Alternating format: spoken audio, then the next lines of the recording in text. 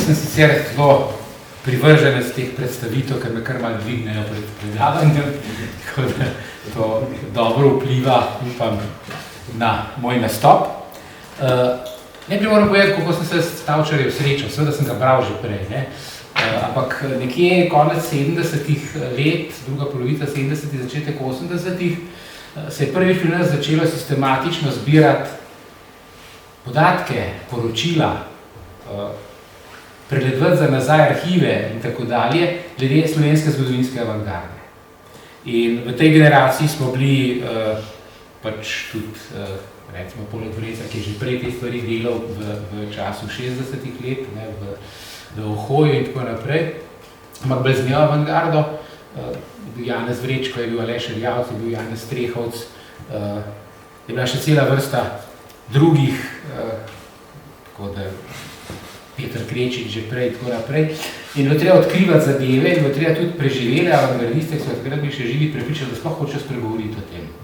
Pravi, tako globoka je bila travma v prostoru, ki avantgarde ni sprejel, ki jo je zavrnil, ki jo je utišal, ki jo je spravil predal, tako kot Ocvirk Kosovela, ki ga je pol izdal v 60-ih letih z naslovom, ki je sporen Integrali, in šele takrat lansiral pravzaprav avantgardno poezijo Kosovelovo in tako naprej. Se pravi, stvar je bila nekako izven vidnosti in je bilo treba med vidnost spraviti in razlog za to, da je bila izven vidnosti, je bil seveda odpor tradicionalne slovenske nacionalne kulture avantgardi. In tu se je zgodilo nekaj, kar je mene zainteresiralo za Tavčarja. Namreč to, da imate na eni strani Tavčarjev mit, ne? Na stara leta je napisal najboljša svoja dela, ne? Visoško kroniko in Cvetje jeseni, neverjetno, ne? Prej pa sam rekel, da se ne sme pisati, ne? Ko si star, ne? Jaz bi že davno mogo nekaj pol predavati, se opravičujem. In po drugi plati, ne, z naše strani, bo pa začel pravzaprav izdelovati mit o avantgardi, v kateri Tavčar nastopa kot Pokvarjenec, ki jih je napadel Doneski k novomeški razstavi 24. oktobra 1920 je izšel tekst, v katerem napada avantgardo z vsemi možnimi imeni, nastopi, kletvicami, ne vem kaj še vse, v dveh smislih. Prvi smisel je ta, da so bolševiki, kar pomeni prevratniki, ki bodo uničili vso kulturo, ki smo jo ustvarili, z velikim naporom vseh nacionalnih sotrudnikov. In po drugi plati, da so norci, tako kot pravi tudi Alfred Čerkor, naš prvi psihiater, ki je tudi napisal pismo javnosti, da so to norci. Ne? In v tem smislu je seveda nenadoma se zgodilo, da smo mi lansirali protimit, proti prejšnjemu mitu. In meni se je že takrat zazdelo, da ta praksa slovenske umetnostne zgodovine, literarne zgodovine, v prejšnji meri glasbene zgodovine, da ustvarjamo mite iz naše lastne zgodovine, da je to praksa, ki ni dobra in da s tem ravno avantgardna raziskovanja ne bi smela nadaljevati. In ker se mi je zdelo, da je Tavčar tu nastopil kot to, kar je, se on ni bil mogel biti tako avantgardist, in da njegovi ugovori, argumenti niso strte zviti z njegovega stališča, da treba to stališče upoštevati kot zgodovinsko utemeljeno stališče nekega modernizma 19. stoletja. In ko sem šel pogledati vse to gradivo, sem ugotovil, da je absolutno treba pogledati celoten kontekst. In to, kar bom danes pripovedoval, je kontekst, v katerem se je zgodil ta spopad med Ivanom Tavčarjem tik pred njegovo smrtjo, ne, tako rekoč, ne, 20 leta, par let je samo še živel, in mlado avantgardo.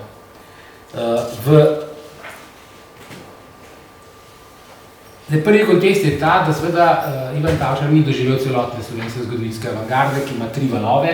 Doživel je novomeško pomlad, ki je jeseni leta 20, za njo rečemo je pomlad zaradi Jarčevega teksta, ne, in tudi zaradi prikaza v knjigi in tako naprej, ampak v resnici je bila jesen, ne, novomeška, in je jesen prišla pol še novembra v Ljubljano. Živela je še kakšni 2 leti s poskusi izdaje 3 labodov, revije Rdeči pilot in tako dalje, ampak je počasi pravzaprav že usihala, vrhunec je bil dosežen leta 20. Potem pride Srečko Kosovel z Mladino in vemo, da Kosovel ne živi zelo dolgo, ne? Ampak to je drugi val. Potem je spet Lukna in 27. leta, Ferdo Delak, August Černigoj, začneta izdajati revijo Tank, kjer je sodeloval tudi oče, da se pohvalim. In to so te 3 valovi, mi torej govorimo o prvem valu, na katerega se je odzval Tavčar. In skušamo pokazati, zakaj se je odzval in kako se je odzval. Prve okoliščine so leto 1920 samo. To je zelo vplivalo na sprejem jeseni slovenske zgodovinske avantgarde. To, kar se je dogajalo v tem prostoru. Ampak najprej seveda čisto osnovne stvari generacijske. Ivan Tavčar ima 69 let. To, da ko se reče, da bi lahko bil star pa Seliner, je imel, da to že vso pravico. Ni bil. Mladci, Anton Podbevšek 22, Miran Jarc 20, Božidar Jakarc 21 med njima. Ne bom še vseh ostalih našteval, vidite, da so to mladi, ki nastopajo pravzaprav šele pod študentarije in tako naprej. Richard Jakovič, ki jih je podprl in je pomagal organizirati, imate fotografijo njega, z njimi skupaj se slika v Novem mestu in jih plasira on v Ljubljano, je imel 51 let. Precejšnja razlika tudi do Tavčarja. Pa so pa tu še poročevalci iz Sovjetske zveze, kakršen je bil Pavel Volja, ni bil likovni umetnik, je pač deloval na področju gledališča in poezije, kot izrazito neke vrste impresionistični, dekadentni poet. Pa so tu umetnosti zgodovinar Vojeslav Mole, 32, Frances Sele 34, Iztok Takar 34, ljudje, ki so uvedli historično umetnostno zgodovino in ki so hkrati zaradi izkušnje z Sovjetsko zvezo, zlasti Mole in tako naprej, bivanja v Sovjetski zvezi kot Pavel Volja tudi v času revolucije, dobro poznali rusko, sovjetsko avantgardo, da tisti čas dobro poznali. To je zdaj eno okolje. In seveda ti umetnostni zgodovinari postavijo ta tip umetnostne zgodovine Dunajske šole, ki postane tudi temelj oddelka za umetnostno zgodovino, ko nastane na Ljubljanski univerzi.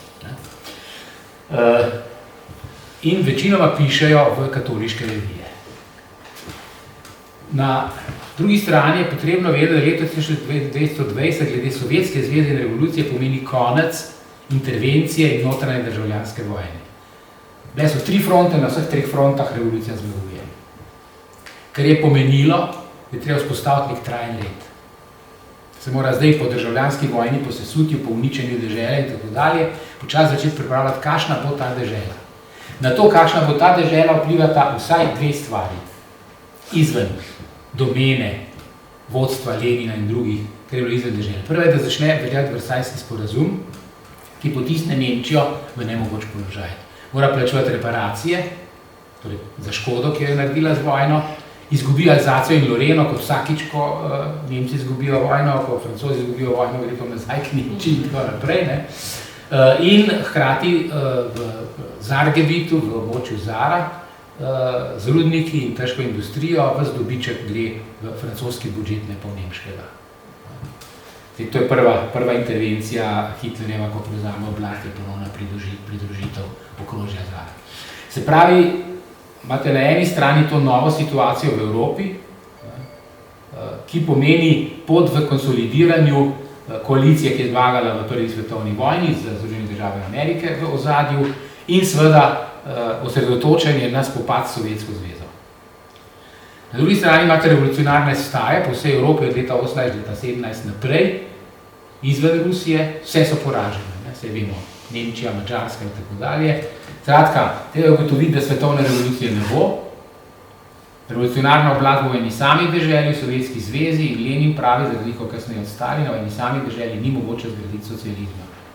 Treba je narediti nekaj novega in on začne z novo ekonomsko politiko, ki uvede temeljne tržne razmere ponovno v način gospodarjenja v Sovjetski zvezi.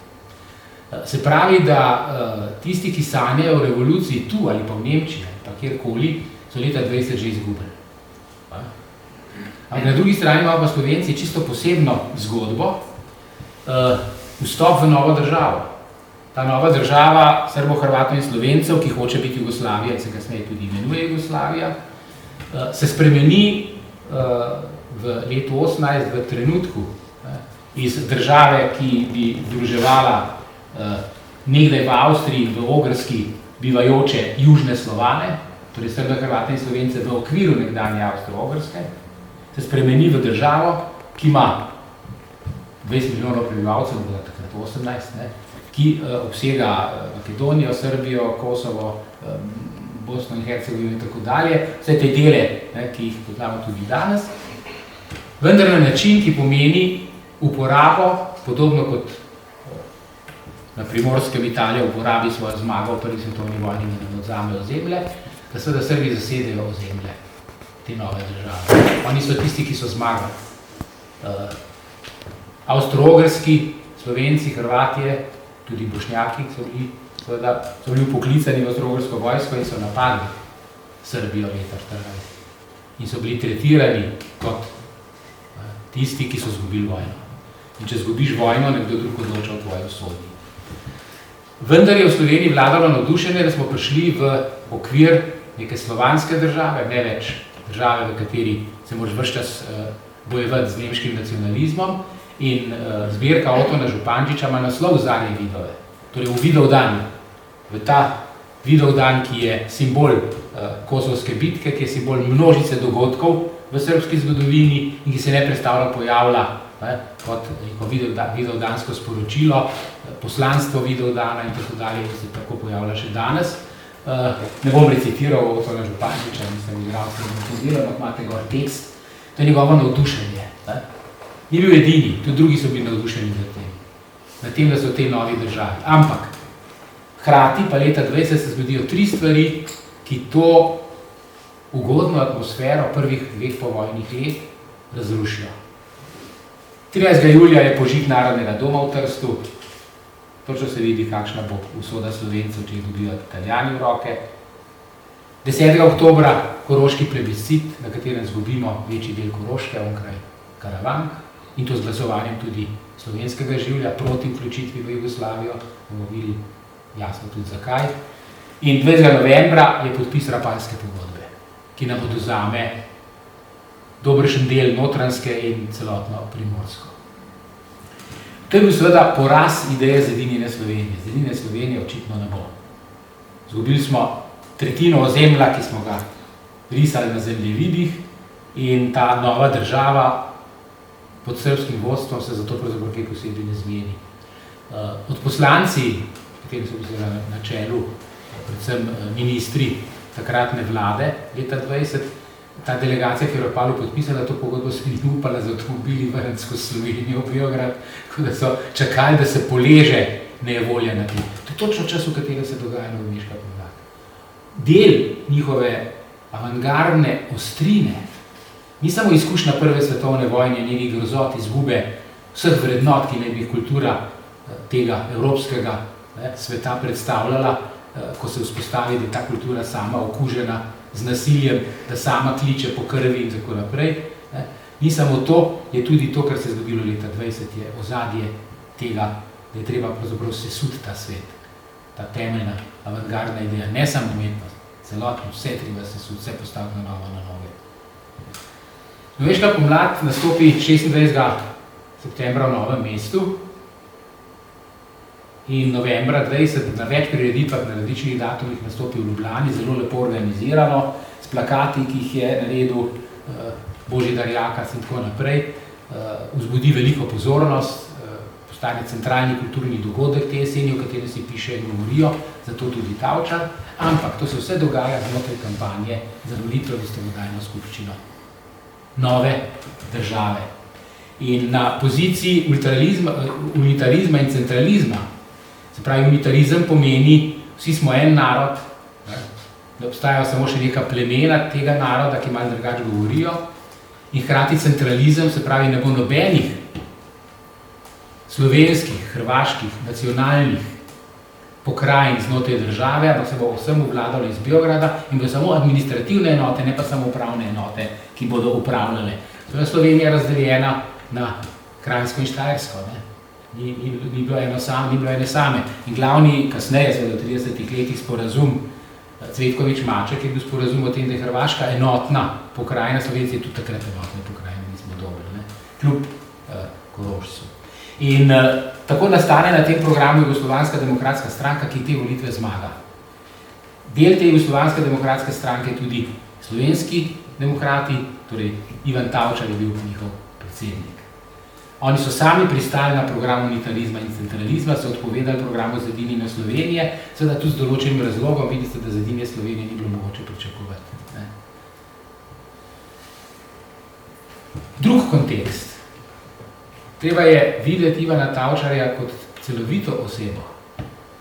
Celo izbranega dela ne morete doumeti, zaradi tega, ker ni objavljenih tekstov, da bi on politik, ne samo politik, ampak da bi bil novinar, ki vse življenje pisal članke in komentarje za svoj lastni časopis, liberalni slovenski narod in tako naprej. V bistvu je bil ves čas glavni urednik, tudi ko ni bil, je on določil, kaj gre noter. In objavljal tam članke tudi tako, da je včasih samega sebe podprl s člankom, ki ga je podpisal s pseudonimom, ki piše pol, kako ima Ivan Tavčar prav in tako naprej. Vse te finte je poznal, ki se jih uporabljajo tudi danes. Tavčar je bil politični aktivist te zedinjene Slovenije kot programa iz 19. stoletja, za katero je bilo treba najprej vzpostaviti politiko, je treba vzpostaviti institucije, je treba vzpostaviti gospodarske ustanove, bančne, finančne in tako naprej. Tukaj vidite, kaj vse je bil, vemo, da je bil župan ljubljanski in to kar dolgih 10 let, no, si častni meščan, še zmeraj za njega ni bilo predloga, da bi to častno meščanstvo vzeli na vso srečo. In je bil tudi izvoljen v ustavodajno skupščino, ki se je pa žal ni udeležil, ker je bil že bolan. Ta ustavodajna skupščina je sprejela tisto tako imenovano oktroirano ustavo, usiljeno ustavo, z nekaj malih glasov večine, ravno te demokratske stranke, ker v tej ustavi pravzaprav niso mogli odločati narodi, ki so se združili v to Jugoslavijo, ker niso bili priznani za narode. Ne? In ta težava, s katerimi zdaj naprej ne bomo govorili, stare Jugoslavije, je seveda tudi spravila na kant, je uničila. Odtod pridejo streli v parlamentu, potem kasneje pride diktatura in tako dalje. Bil pa je tudi minister za prehrano v začasni slovenski vladi, v Narodnem svetu, ki je odločal o situaciji v Sloveniji, kaj ukrepati in urediti v času, ko ni bilo nobene oblasti več, ko je Avstro-Ogrska propadla. Skozi Slovenijo so se valile trume z fronte domov odhajajočih vojakov in nihče ni vzdrževal v bistvu osnovnega reda v deželi. In Tavčar seveda ni bil samo minister za prehrano, bil pravzaprav tisti, ki imel več besede v tej narodni vladi, kaj se je delalo. Njegova politična usmeritev vsebuje tudi literarne spise. In če gremo gledati njegove literarne spise, ne samo teh, ki jaz tukaj omenjam, tudi v večini drugih bomo našli politično poanto. On je bil liberalec skozi vseh svojih stvarih. Ta morda celo prvi pravi distopični roman na svetu, 4000, ki moram reči, da seveda ni toliko, bi rekel, stilsko in umetniško močen kot Hlapec Jernej, od Ivana Cankarja, ampak je prav tako vendarle neka prepesnitev liberalnega manifesta, če je Hlapec Jernej, kot je Ivan Prijatelj rekel, prepesnitev komunističnega manifesta. Močen tekst z močno liberalno ironijo na račun vzpostavitve po klerikalnih motivih ustvarjanja države, lahko bi tudi, bi rekel, luteranski, ni da so katoliški, prideš do istih rezultatov. In seveda Visoška kronika, ki je vzporednica, lahko rečemo, recimo Arturju Millerju, Lovu na čarovnice komadu, ta Salem znameniti v Združenih državah Amerike, to preganjanje čarovnic. Visoška kronika je kritika nekega srednjeveškega vzdušja in režima na drugačen način kot knjiga 4000, ampak je. Ima politično noto in ima tudi pomen čisto politične kritike katoliškega tabora.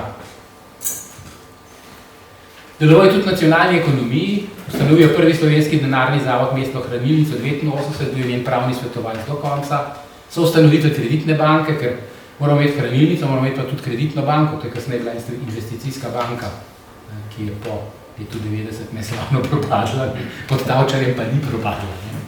Čeprav so imeli pol tudi liberalci škandale z korupcijo v bankah in podobnimi zadevami, pa to je zdaj že druga zgodba. In je bil seveda član tudi vrste upravnih svetov gospodarskih subjektov.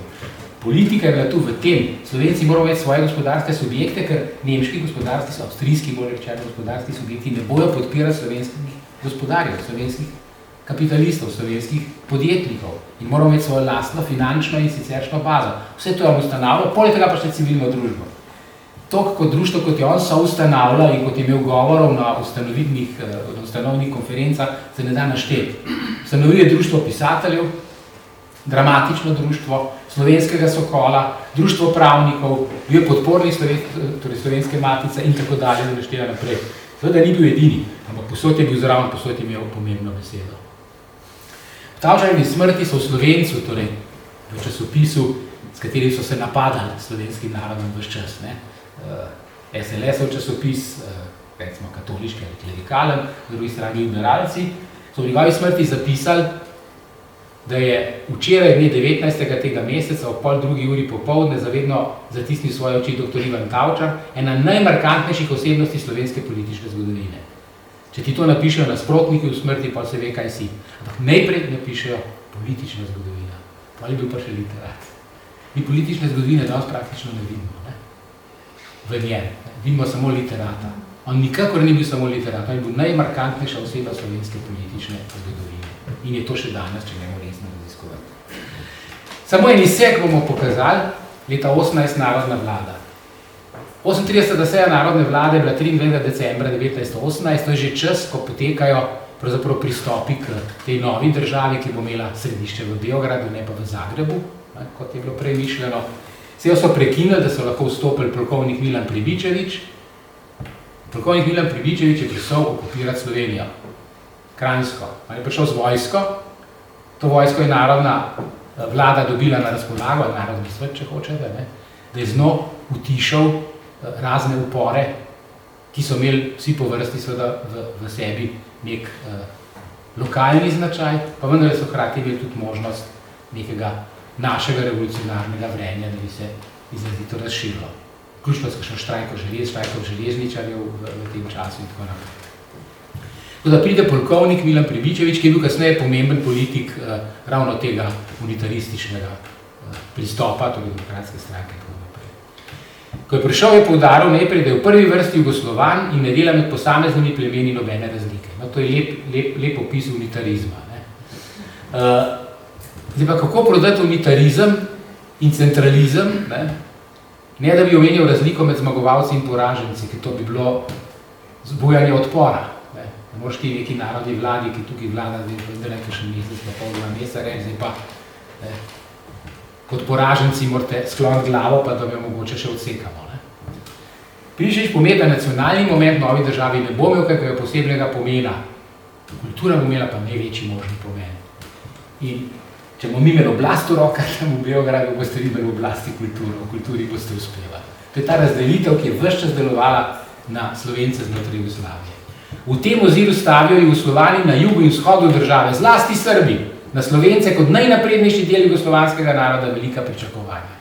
So najnaprednejši del jugoslovanskega naroda. Tudi v procesu osamosvajanja, skozi vsa 80. leta, smo nastopali kot tisti, ki se imajo za najnaprednejši del jugoslovanskega naroda. To je slovenska nacionalna pozicija znotraj Jugoslavije bila od samega začetka, ponuduje pa Pribičevič.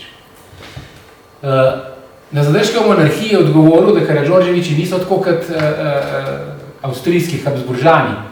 To so ljudski kralji, ki so išli iz kmečkega stanu. Tako so, ker mi vsi navadni ljudje so te kralji. In so osvobodili Srbijo od Turkov, potem pa še Avstro-Ogrske Jugoslovane od nemške nadvlade. In republika je pretežka, ker nimajo kulture te nacije, to je grozno. Srbi, Mohamedanci in Hrvati deloma še niso zreli za republiko, ker je med njimi v nekaterih krajih še večina analfabetna. To ljudstvo se ne more primerjati Slovenci, ker je politična izobrazba na visoki stopnji. Med tem neukim narodom bi se v slučaju republike utegnil razviti najneumnejši bolševizem. To zdaj ni rekel Tavčar, to je rekel Pribičevič, ponuduje. Če želite, da ne boste imeli bolševizma, nehite s to demokracijo, za vas je še v redu. Ampak drugače bi pa to pomenilo ničenje te države. Glihkar smo jo naredili, pa bolševiki vzeli stvar v roke, ki bi državi ne pustili priti do mira in reda. Strah bolševizma je bil zelo močan argument.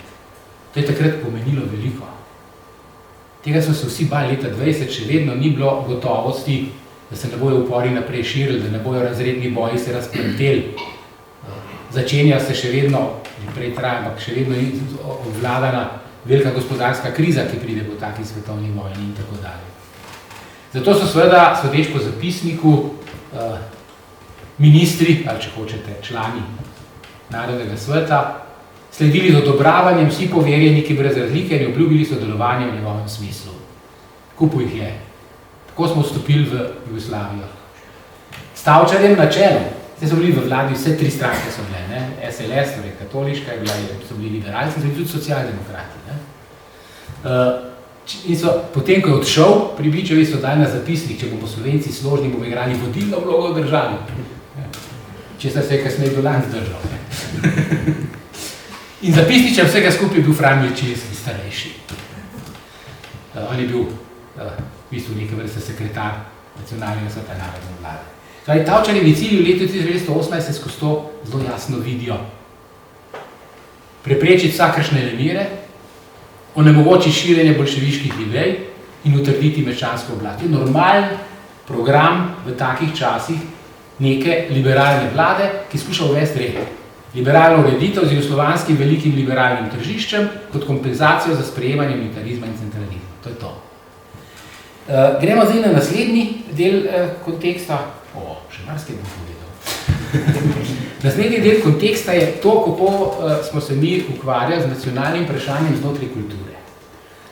Kar je med drugim razlog, da Tavčarjeva politična dejavnost v kontekstu njegove prisotnosti v kulturni zgodovini, literarni zgodovini in tako naprej, skoraj da ni omenjena, oziroma je tu kot neki čist drugega, kar ne sodi sem, ker nima s tem nobene zveze, katera stran držati. Ne? Razlog za to je namreč v tem, da je v slovensko zgodovino, kulturno zgodovino in literarno zgodovino vstopila ideja o prešernovski strukturi slovenstva oziroma o slovenskem kulturnem sindromu. Leta 1978 je v knjigi Vprašanje o poeziji, vprašanje naroda, Pirjevc, ki ga imate tle, recimo na levi, napisal, da v odsotnosti politične suverenosti je bila avtonomija umetnosti tista, ki je pravzaprav lahko pretihotapla ideje v literaturo, v glasbo, v umetnost, skratka, ideje o tem zedinjenem slovenstvu, o slovenski suverenosti, o vsaj avtonomiji znotraj Avstro-Ogrske in tako dalje. Skratka je bila nosilka proizvodne nacije. Nacije sposobne za državo. Proizvodne narod je treba proizvesti. Dokler se tega to ne zgodi, 19. stoletje je dogodek proizvaja naroda vse povsod, ljudje ne vedo to. Spomnite se Levstika. On pravi, program za literaturo je, da bo Slovenc videl Slovenca v literaturi kot v ogledalu. Če se vi ne vidite v ogledalu, ne veste, da ste. Pa se ne vidi v ogledalu, on ne ve, da je. Laja nas, ker mislim, da je drug pes. Se pravi, da bo Slovenc videl Slovenca kot v ogledalu, s tem bo postal Slovenc. In Slovenc postaja Slovenc, pravi Pirjevc, skozi prešernovsko strukturo slovenstva, ki je nacionalno tvorna. Le malo kasneje, leta 1981, izda Dimitrij Rupel knjigo Besede in dejanja od moderne do postmodernizma, literarno-sociološki eseji, v kateri lansira podobno idejo, v bistvu na ozadju Pirjevca, ki ga seveda upošteva, z imenom slovenski kulturni sindrom. Slovenski kulturni sindrom pomeni, da smo gradili kulturne umetniške institucije zato, ker nismo mogli graditi politični. Kar je seveda zanimiva teorija tudi zato, ker je kasneje potrjena tudi na nek način s knjigo Montserrat Gibernau, ki je objavila knjigo Nations Without State, nacije brez države. Vidite, da že po imenu pripada Barceloni, Kataloncem in tako naprej. Nacije brez države razvijajo močno kulturno produkcijo kot nadomestek za lastno nesamostojnost. Seveda je to na nek način stoji, pri čemer Marko Juvan zdaj v kasnejši kritiki idej Pirjevca pa Rupla poudarja ravno to, kar je Montserrat Gibernau poudarila. To velja za vse evropske narode, ki nimajo države, in ne samo za Slovence. V obeh pogledih Pirjevca in Rupla to ne nastopi kot nekaj značilno za našo zgodovino, pa za nobeno drugo. značilna za vse zgodovine, bi rekel, ne samo narodov brez države, tudi majhnih narodov. Tudi če imajo državo, se bolj zanesijo na svoje kulturne institucije, kot na njo. Ampak ta pristop onemogoča, da bi razumeli, da obstaja politika pred nacionalna država. Zato, kar dela Tavčar, ni ne politika. Da ne dela politike samo v svojih črticah, povestih, romanih in tako naprej, pa dela politiko zares kot politiko. Nekaj časa, nekaj let je poslanc v Dunajskem državnem zboru. Pol prepusti to drugim, zato ker ima toliko dela v Ljubljani od odvetniške pisarne, pa naprej ste videli. Podžupan pa polžupan. Se pravi, da seveda Slovenci imamo politiko. In da bi ta teza o prednosti literature pa kulture pred politiko obveljala, so te politiki, ki jo vodijo tudi nekateri kulturniki, tudi Janko Kersnik, če hočete, in tako naprej, politični romani, ki piše Kersnik, agitator in tako naprej. Se to potisne v ozadje. Omenil sem prej izbrala dela, v katerih je na zadnjem mestu knjiga z njegovimi eseji pod listki, Tavčarjevimi in tako naprej. In tam velike večine teh tekstov, Doneski so objavljeni, ker govorijo pač o avantgardi, umetniški tekst, neke vrste kritika. Ampak politični tekst ni praktično niti en objavljen v zbranih delih. Kar je seveda malo kesno, Marja Bošnik je to urejala. In spopadi, ki smo jih imeli kasneje, v 30 letih okrog našega nacionalnega programa, kažejo, zakaj tukaj pravzaprav gre.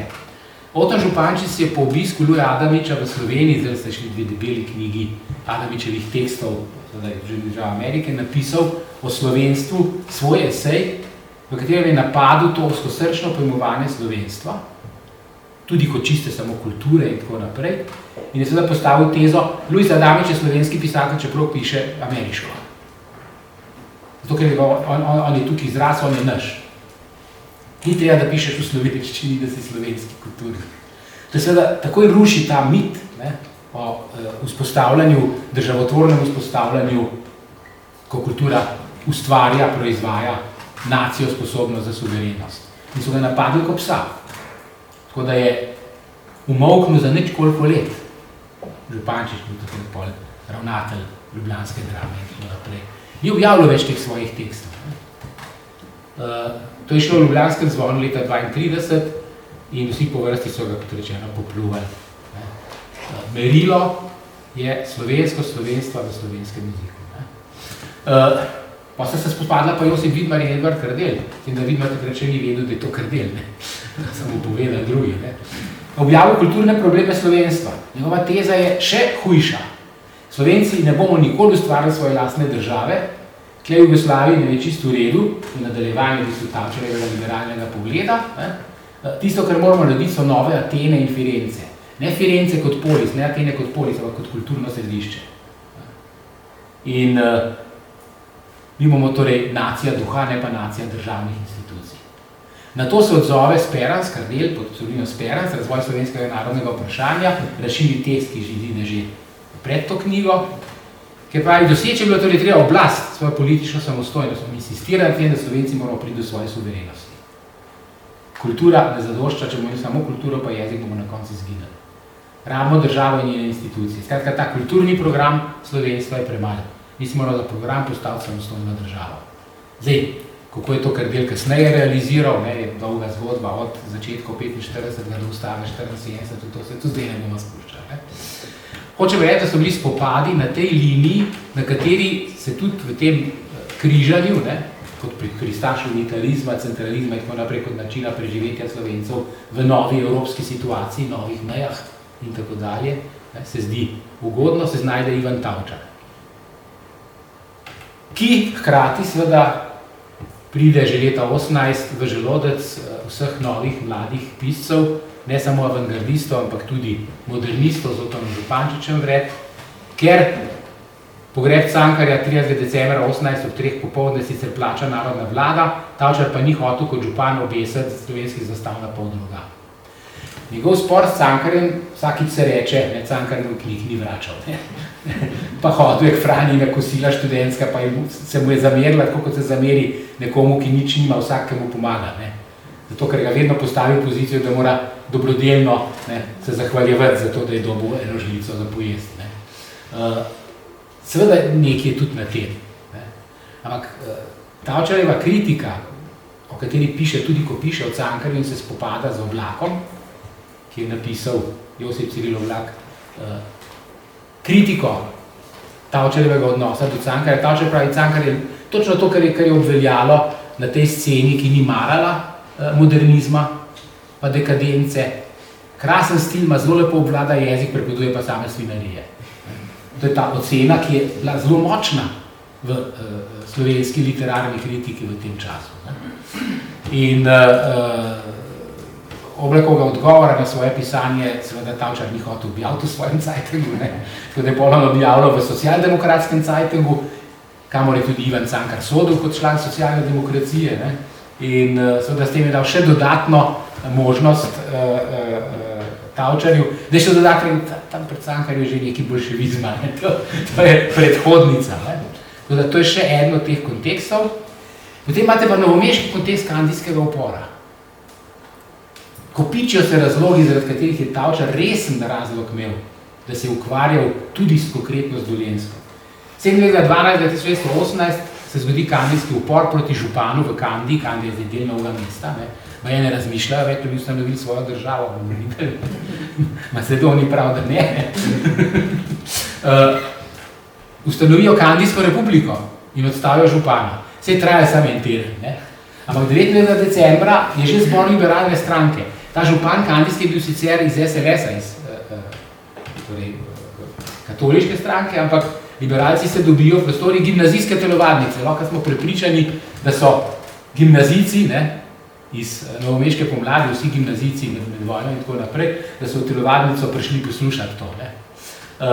In ta zbor vodil je Josip Režek, takrat še odvetniški kandidat, kasneje pa strankin odvetnik in pravnik, to srečanje. In na tem srečanju seveda zapisnik, ki ga je vodil Josip Režek, piše, kako so neumno govorili, to so neki kmetje s Kandije in tako naprej. V resnici ni bilo tako, stvar je bila zelo resna.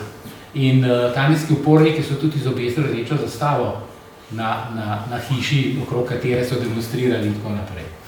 No, ampak ta zapisnik piše, da se je vse porazil in tukaj je kolovodja upora Jože Pirnar. Sicer so pa imeli tudi potem proces, pri čemer, to malo tudi vidite, kakšna je bila takrat praksa, ki je bila prevzeta še po avstro-ogrski pravni državi, ki je bila prevzeta pravna država. Praktično vsi uporniki so dobili čist neke mejhne pogojne kazni.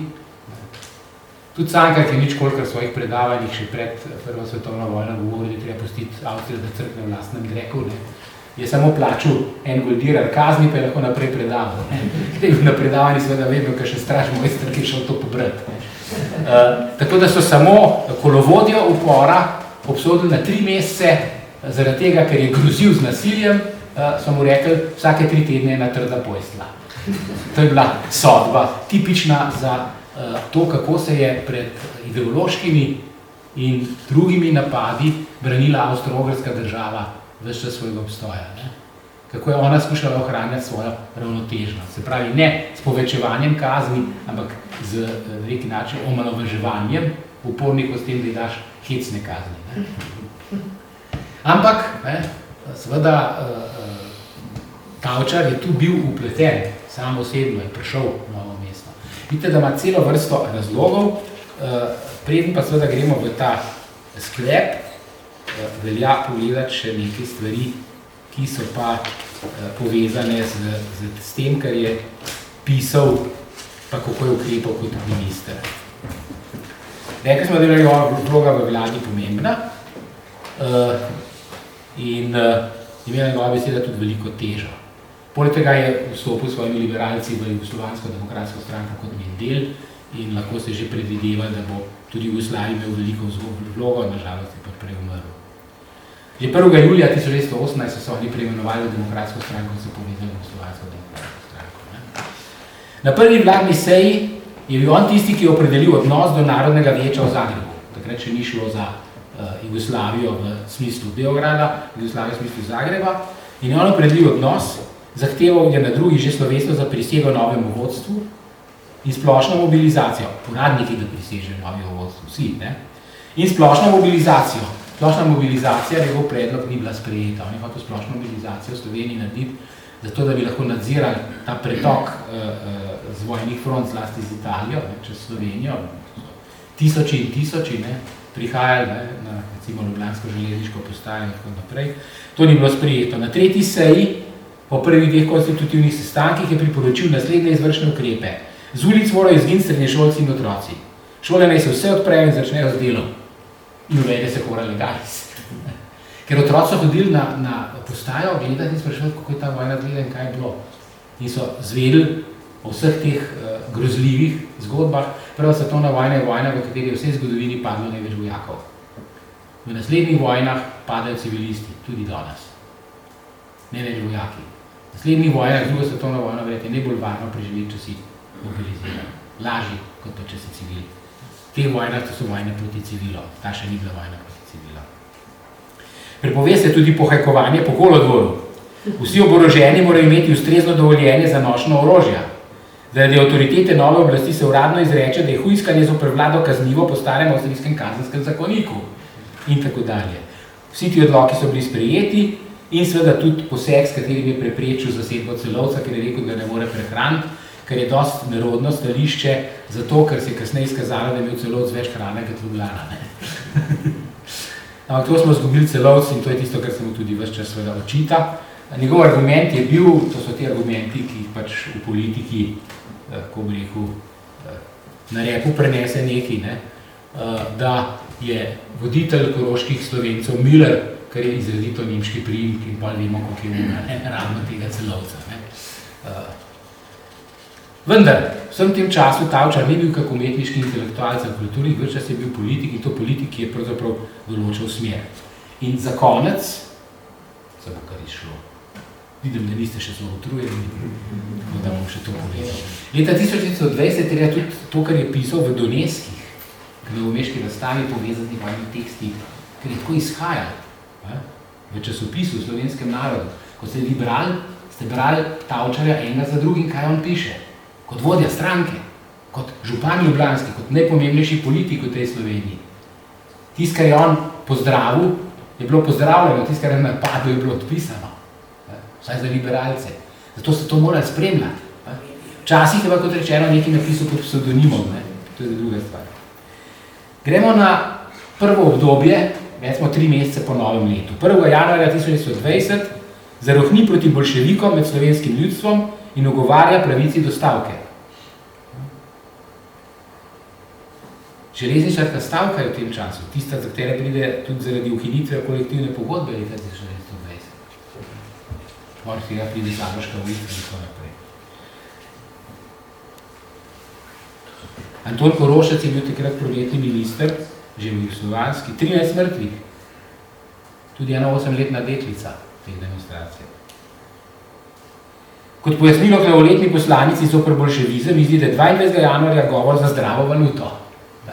Mi bomo premagali bolševizem za zdravo valuto, takrat zamenjavo valute. Kako bojo zamenjali Habsburške krone za jugoslovanske dinarje.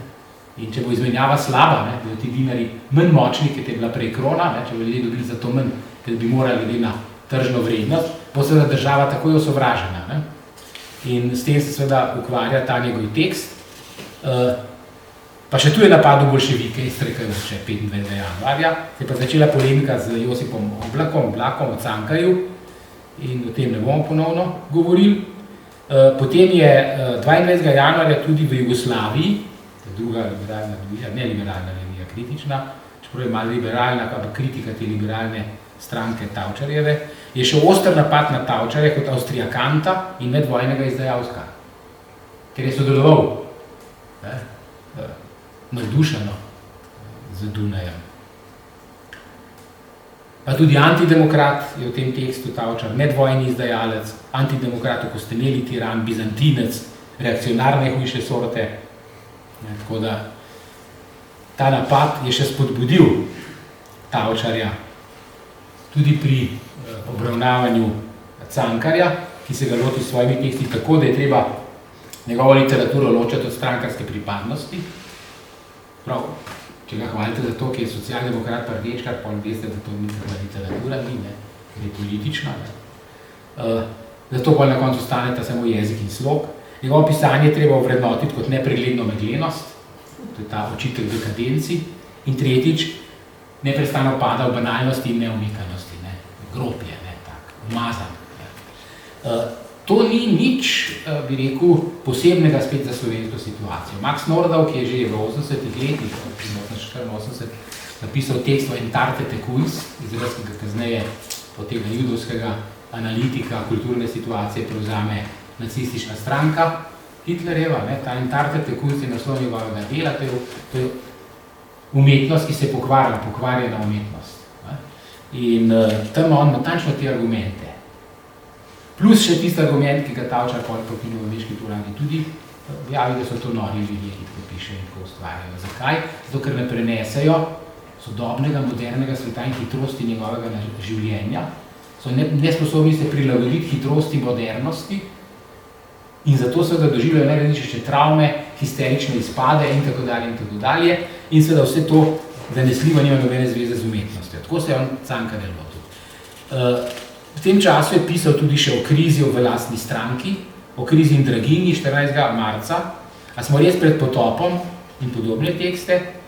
Med 21. in 24. marcem je pa izhajal spis Josipa Kremena Rdeča marela, ves o bolševizmu, ki je sramotil socialdemokratski naprej in se posvetil bolševikom v kulturi. Jaz si ne upam reči direktno, da je to Tavčar sam pisal, ampak edini Josip Kremen, ki se pojavlja v tem času, je prevajalski sodelavec katoliških revij. Ta sigurno ne bi pisal tega v slovenski narod.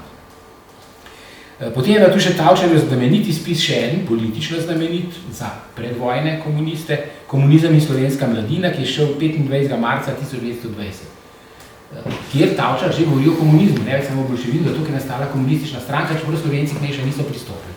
Ker na Vukovarskem kongresu slovenskih delegatov ni bilo, je bil en delegat Slovenca, ki je prišel iz Beograda. Naši so se pridružili leto kasneje. In za bralce slovenskega naroda je po zaključku objavljena Josipa Kremena izšel ta tekst Komunizem in slovenska mladina, ki je Tavčar pa podpisal, in seveda za njih je to pomenilo, da je Tavčar tudi naprej, če ni podpisal, pa naročil.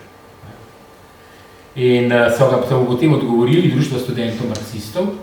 To je tisto društvo, kamor je moj oče vabil Kosovela, da so člani, pa se Kosovela ni hotel nobenemu do konca dati, ne, ker je na vseh straneh deloval, tako kot je tudi njegova poezija z več različnih registrov sestavljena. Ne. Med drugim ta odgovor citira Krležo, ne, to je prvi tak politični citat Krleža, mislim, da pri nas. In njegovo sporočilo Tavčarjev, oni seveda označijo, da govori o tem, da je egoizem vir napredka. Kapitalistični egoizem vir napredka. Revni so pač revni, bogati pa bogati, tu se ne da nič pomagati. To bo se še danes slišal kot argument, tako da ta argument mogoče to stoji, ne? V logiki meščanske države. V zadnjem četrtletju 1920, da spustimo ta prostor vmes, takrat, ko piše tudi Donetske k novomeški razstavi, smo rekli 24. oktobra, preden pride novembra v Ljubljano, to obdobje jeseni uvaja diagnostični članek Buržuji. 28. septembra, v isti številki pa je šel tudi odgovor Slovencu, kjer so ga napadli zaradi monarhističnih in militarističnih pogledov. Slovenska ljudska stranka je vztrajala pri avtonomiji in pri zedinjeni Sloveniji, kar je preneslo seveda preživetje v stari Jugoslaviji, zato je seveda v vseh vladah bil Korošec, ne pa kakšen pristaš liberalne stranke, ker je ta kasneje vedno v Sloveniji izgubljala.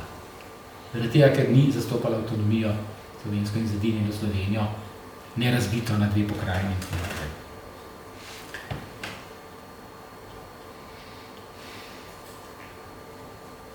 Tavčarjev obdobju, torej komunistov pravzaprav še ni bilo, razen kot klub na univerzi, in je imel ta spopad. V članku Buržuji pa govori o tem, da slovenska literatura in umetnost ni literatura meščanska in buržujska, ker so to sami reveži, kot Kete in Muren, recimo, in Prešeren in tako naprej. Skratka, tle ni nobenih buržujev, slovenska umetnost je ljudska. Podoben argument, kot je imel Pripičevič za srbske kralje. Potem je pisal o oktobra, o obisku dr. Korošca v Mariboru, jasno, da ga je napadel, ne, gre za obdobje, kot smo rekli, kampanje pred volitvami, ne. 3. oktobra je objavil še en zapis o umetniškem gibanju na Dolenjskem, ampak glavni je seveda ta, ki smo ga omenili.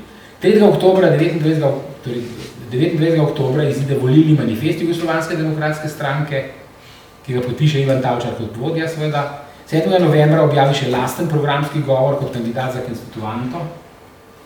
In kot prvi avtorski prispevek po Doneskih iz 24. oktobra je ta govor pomenil tudi potem, da je SLS-u, katoliški stranki, oponesel, da zastopa katoliško boljševištvo.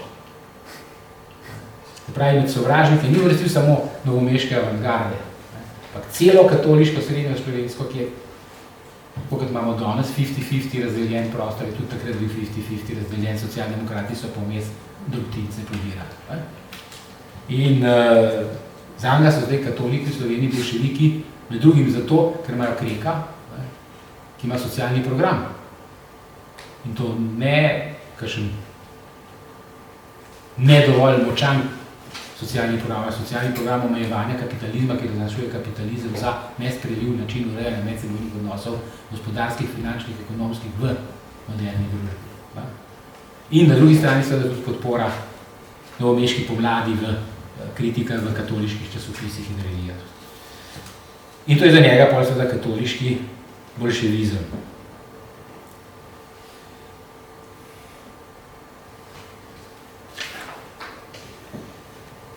In Slovencov mu niso ostali dolžni in so liberalce označili za demokratske monarhiste.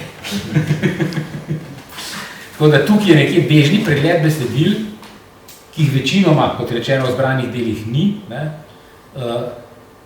vam povejo to, kar piše ta sklep, da seveda ne pomeni to, da se strinjamo mi zdaj s Tavčarjem v vseh pogledih. Ne vem, zakaj bi se zgodovinsko morali strinjati, če nekaj proučujemo. Ampak da seveda Tavčar v tem času nikakor ne deluje kot senilen človek, ampak človek, ki točno ve, kaj brani. Njegova pozicija je pozicija liberalizma. Liberalizem ima dve komponenti, en je pravna država, drugi je pa kapitalistična ekonomija. In to je treba braniti. In oboje napada boljševiška revolucija. In to je njegova pozicija. In to pozicijo zna on v teh svojih tekstih zelo dobro braniti.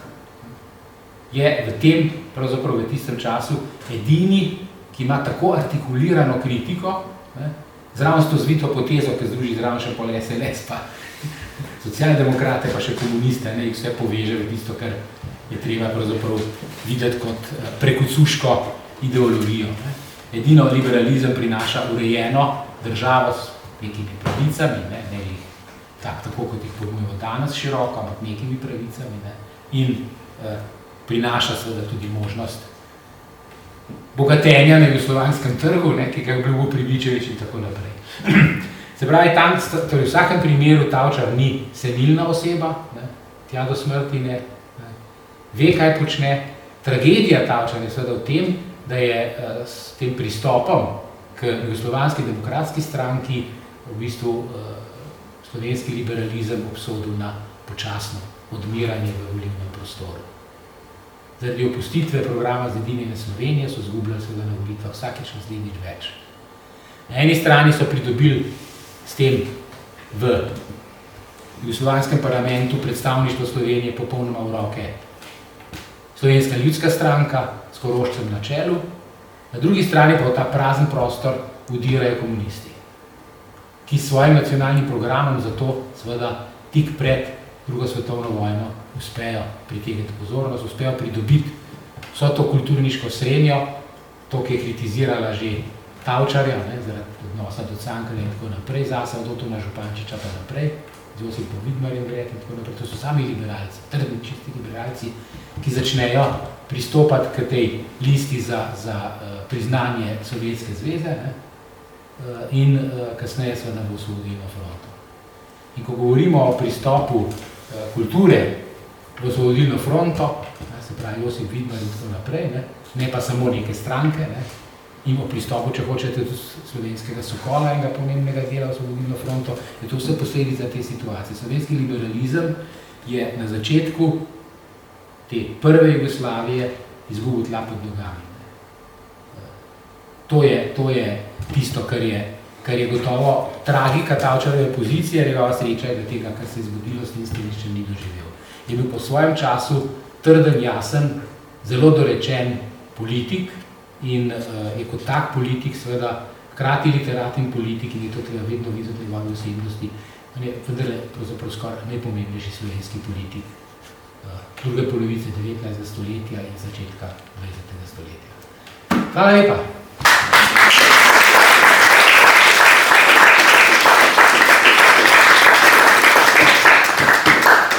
In sem seveda pripravljen odgovoriti na kakšno vprašanje, lahko tudi kakšna polemika, tako naprej. Če bom kaj vedel, seveda, vprašam se da marsikaj, nekaj pa težko včasih. Prosim, želi kdo kaj reči?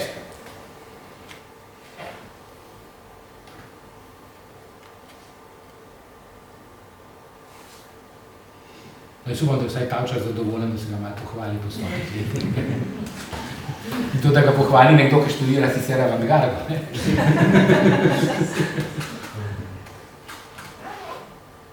Ja, prosim. A ni za Tavčarja v bistvu kot liberalca nenavadna pozicija, da opusti program Zedinjene Slovenije, glede na to, da je sam ustanavljal toliko društev in pač civilne družbe?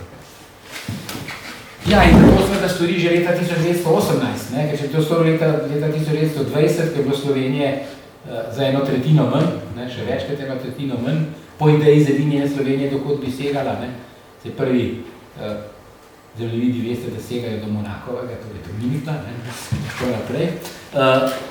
Je hecno, ampak seveda zato sem povedal, kako jih je Pribičevič šarmiral, ne? Zedinjena Slovenija je majhen trg. To je za liberalca zelo velik argument. Ne moramo preveriti. Slovenija je bila sposobna skozi 19. stoletje postaviti na noge večinoma obrtniško produkcijo. Ne pa velike, malo velike. Pa če je bila podprta s tujim kapitalom. In mi se danes ne zavedamo, koliko te naše ekonomije pred letom 1914 so bili v rokah Nemci, naši domači Nemci, niso bili tujci, kle so bili doma. Te, ki so zginili po prvi svetovni vojni, ta ista narodna vlada in potem ta nova oblast z to novo ljubljansko ustavo, izprazna Slovenijo od Nemcev tako rekoč do konca. Njihovi potomci zdaj živijo v glavnem na Koroškem, na uni strani plebiscita, ne?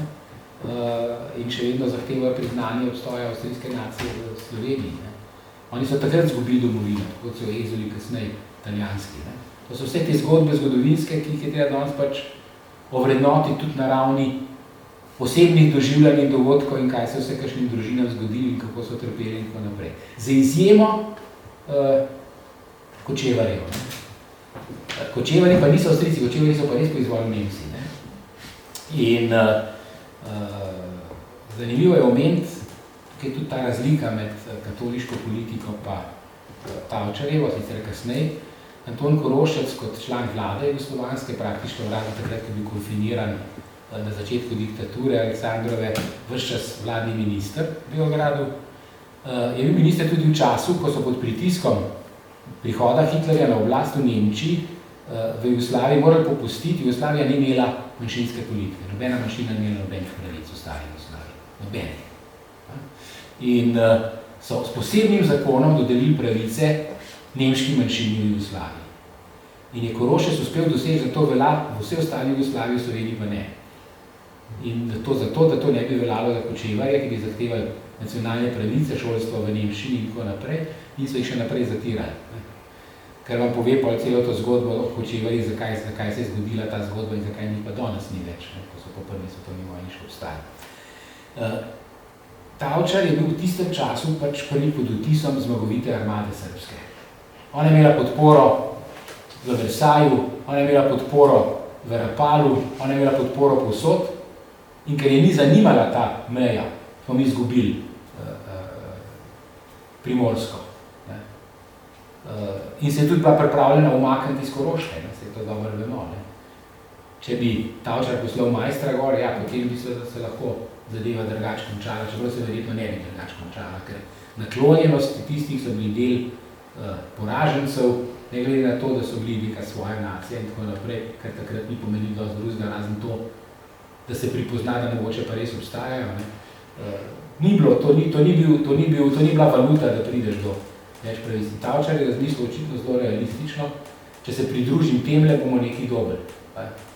Kar seveda je točno tisto, kar smo tudi po 80-ih letih kritizirali slovenskim politikom v Beogradu, ki so počeli natančno to. Videli so pred sabo veliko centralizirano moč, ki jo treba zelo na nek način trgovati, da si kaj dobil. Ko se v tem moči ni dali več kaj dosti dobiti, zato ker ni dobila več novih kreditov v tujini, se začne upor slovenski proti tem. Tako da, jaz bi rekel, da je Tavčar tukaj začetnik te vrste odnosa do jugoslovanske države, ki sprejema unitarizem namesto zedinjene Slovenije, zato, ker to nam omogoča, da na tem velikem trgu služimo in nam omogoča, da smo mi tisti, ki domorodce kulturiramo. To na nek način tudi Cankar, ne? Ja, Cankarjeva pozicija je pač pozicija, da se ne naredi jugoslovanska država, vendar ne kot država ene nacije. To imate že takrat, to je pred vojno, 1910, po aneksiji Bosne in Hercegovine, vsi razmišljajo, da treba narediti Jugoslavijo, da treba to Avstrijo zapustiti, Avstro-Ogrsko zapustiti. Imate dva pristopa. En je pristop v srbski socialni demokraciji, ki govori o tem, da je treba narediti jugoslovansko nacijo, skupno eno nacijo, je socialno-demokratska levica. Pri nas je pa Tivolski kongres, Tivolska mislenja, v katerem Cankar uveljavi stališče, da nacionalno nismo ena nacija, da smo tako kulturno različni, da potrebujemo samo skupno državo, da varujemo sami sebe kot narode. Ne pa zato, da bi zginili v skupnem kotlu, se veste, da pravi, da je Slovencu bližji tirolski kmet kot pa srbski, in tako naprej. Tukaj s Tavčarjem je prijeta skupaj tudi v tej podobi. Tavčar si predstavljal državo kot centralistično in zato pa tudi kot totalitaristično. Nisi predstavljal države, ki bi bila polna avtonomij in federacij, ne vem česa. Se analitiki liberalni še danes pravi, da Jugoslavija prepadla zaradi tega, ker je dala preveč svobode republika. Da je to spodbudilo medsebojni spopad, ko nihče ni več zastopal nekega skupnega, univerzalnega stališča, ampak vsak samo svoje sedično stališče. In ta pozicija Tavčarja z tega vidika razumljiva, je bila pa škodljiva za njegovo lastno stranko. Ni bila škodljiva samo za pozicijo slovenskega naroda v zgodovini, ki ga potem itak zagovarja to zedinjeno Slovenijo še naprej SLS. Ki se pa bolj seveda v začetku druge svetovne vojne tudi SLS ni izkazal. Ja, zanima me, kako je prišlo do tega preobrata pri Tavčarju, ki si ga dobro proučil, od narodnega voditelja v okviru Avstro-Ogrske, kjer ima velike zasluge, tudi kot odvetnik ima velike zasluge za uradovanje sodišč v slovenskem jeziku, za konec koncev skupaj s Krivarjem za slovenske nadpise v Ljubljani. Potem pa ta preobrat, kar naenkrat pozapne tisto svojo vlogo in pristane na nek centralizem. Sam zato, da je... Oba dva sva brala dobrega vojaka Švejka. Ko se Švejk vrne z ruske fronte domov, to že ni več Čapek v Vemo pisal, tako naprej, je parada v Pragi, in v tej paradi so vsi stari avstrijakanti zdaj oblečeni v češke narodne barve. To se zgodi čez noč. Se nam 90 leta tudi čez noč zgodi. To se zgodi čez noč, zdaj se preoblečajo. In tako se je tudi Tavčar preoblekel čez noč. Če hotel ostati vodja, je moral to narediti. Jaz mislim, da vedno, ker se je od leta 1909-1910 od aneksije Bosne in Hercegovine se je govorilo o tem, a imamo Slovenci še prihodnost Avstro-Ogrski ali ne. Sam seveda za razliko od Cankarja, Tavčar ni govoril o tem, da treba Avstrijo prepustiti, da propade in tako naprej. Ampak tudi oni so sprejeli, da treba Jugoslavije združiti te znotraj Avstro-Ogrske, da morajo dobiti tretjo enoto, ki bi pomenila, če ne zedinjeno Slovenijo, bi pomenila zedinjene Južne Slovane. In mogoče zraven tudi Čehe, pa je to pač še nekaj več. Ampak v vsakem primeru slovanski del, ki mora biti tako močan, ker nas je več kot Avstrijcev in nas je tudi več kot Madžarov. Ko Slovani in Avstro-Ogrski stopa skupaj. To je bil dejanski program liberalne stranke takrat. Se pravi, ta tretja Avstro-Ogrslavija, tako približen. po letu 1910 je tak program, tudi katoliška stranka ima spet drugačen, ne, avtonomijo Slovenije in tako naprej, ali tudi oni so seveda govorili o Jugoslaviji, se tudi Krek govoril o Jugoslaviji že pred Prvo svetovno vojno. Zdaj tega niso postavljali kot program na volitve, ne, niso postavljali kot program rušenja Avstro-Ogrske, razen Cankar, ne, pa socialdemokrati. Ne. In tako da tukaj so vsi bili tudi na nek način Jugoslovani, ampak tihi. Zato je bilo toliko lažje spremeniti, ker si vedel, kaj moraš govoriti. Jasno pa je, da so menjali barve zato, da so ohranili položaj. Ne. In jim je to tudi uspelo za začetek Tavčarju zanesljivo. Ne. Obvladal je situacijo.